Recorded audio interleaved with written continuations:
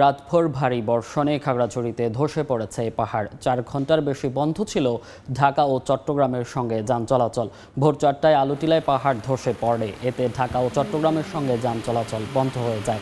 আটকা পড়ে যাত্রী ও পর্যটকবাহী যানবাহন। পরে ফায়ার সার্ভিস কর্মীরা মাটি সরিয়ে নিলে স্বাভাবিক হয় যান চলাচল।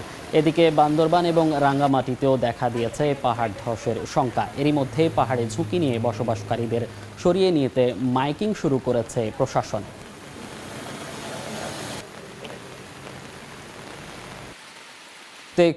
এই মুহূর্তে খাগড়াছড়ির আলুটিলা এলাকা থেকে সরাসরি যুক্ত হচ্ছেন রিপোর্টার জিতেন বড়ুয়া। জিতেন, খাগড়াছড়িতে টানা বর্ষণের কারণে এই জেলায় পাহাড় ধসের সংখ্যা আশঙ্কাজনকভাবে বৃদ্ধি পেয়েছে।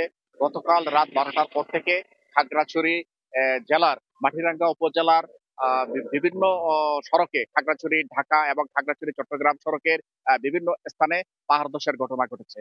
আজ সকালবেলা অর্থাৎ ভোর 4টার দিকে সাতপাড়া এলাকায় পাহাড় ধসের ঘটনা ঘটলে খাগড়াছড়ি চট্টগ্রাম এবং খাগড়াছড়ি ঢাকার সড়ক যোগাযোগ বন্ধ হয়ে যায়। খাগড়াছড়ি ফায়ার ব্রিগেডের 2টি ইউনিট, অর্থাৎ মাটিরাঙ্গা ফায়ার ব্রিগেড এবং খাগড়াছড়ি জেলা সদরের ফায়ার ব্রিগেডের প্রায় 20 থেকে 30 জন কর্মী অক্লান্ত পরিশ্রম করে খুব দ্রুততার সাথে 4 ঘন্টার ভিতর পাহাড়ের ধসে পড়া পাহাড়ের মাটি অপসারণ করে তাৎক্ষণিকভাবে 4 থেকে 5 ঘন্টা পর সড়ক যোগাযোগ ব্যবস্থা চালু করে। এদিকে টানা বর্ষণের কারণে খাগড়াছড়ি জেলার বিভিন্ন নির্মাঞ্চল প্লাবিত হয়েছে।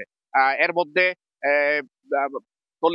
পানির নিচে তলিয়ে যাওয়ার কারণে খাগড়াছড়ি দিঘিনালা, খাগড়াছড়ি সাজেক, খাগড়াছড়ি লংগদু সড়কে যান চলাচল বন্ধ রয়েছে। এবং গতকালকে রাঙ্গামাটি খাগড়াছড়ি সড়কের যেই জায়গায় পানি তলিয়ে গিয়েছিল সড়কটি, সেইখানে আবার পুনরায় পানি উঠার কারণে আজকেও রাঙ্গামাটি খাগড়াছড়ি সড়ক যোগাযোগ ব্যবস্থা বন্ধ রয়েছে। খাগড়াছড়িতে এখনো প্রচন্ড বৃষ্টিপাত হচ্ছে। বৃষ্টিপাতের কারণে চেঙ্গি, মাইনি এবং ফেনী নদীর পানি ক্রমাগত বৃদ্ধি পাচ্ছে।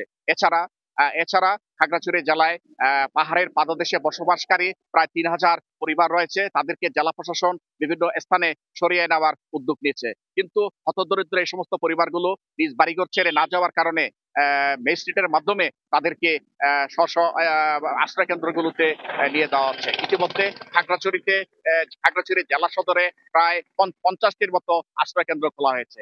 এই ছিল আমার কাছে খাগড়াছড়ির ভারী বর্ষণের কারণে পাহাড় ধস এবং নির্মাঞ্চল প্লাবিত হওয়ার সর্বশেষ খবর।